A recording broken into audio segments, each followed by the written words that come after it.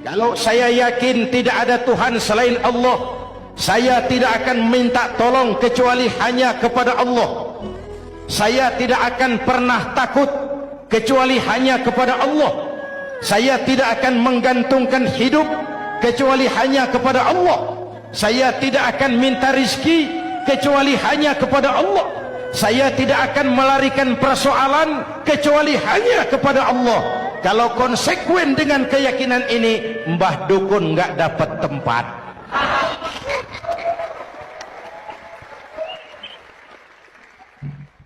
Akur, ayo lihat secara sederhana. Saya sandaran di tiang, tiangnya ambruk, sayanya jatuh. Saya sandaran di tembok, temboknya runtuh, saya juga runtuh. Saya sandaran kepada orang kaya, dia jatuh miskin, saya bangkrut. Saya sandaran kepada jenderal, dia pensiun, saya selesai. Tapi kalau saya sandaran hanya kepada Allah, Allah tidak akan pernah miskin, Allah tidak akan pernah lumpuh, Allah tidak akan pernah terpuruk, dan Allah tidak akan pernah berkurang kekuasaannya. Maka umat Islam, sesulit apapun zaman yang kita hadapi, Allah juga tempat kita bersandar. Jelas? Selama ini kita iman dalam ucapan, tapi sekuler dalam perbuatan. Di masjid ada Allah, di kantor Allah tidak ada, maka korupsi merajalela.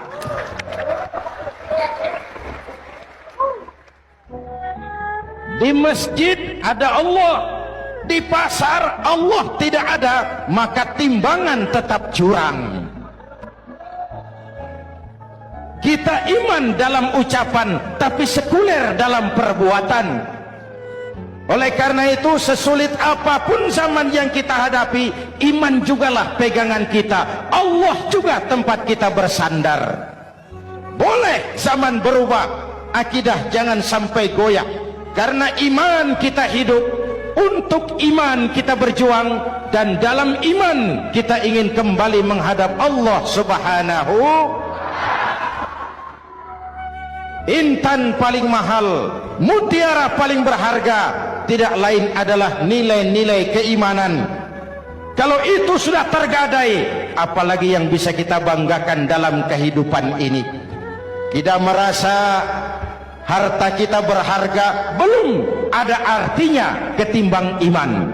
Kedudukan kita punya nilai pun belum ada artinya ketimbang dengan nilai-nilai keimanan. Itu intan paling mahal, itu mutiara paling berharga.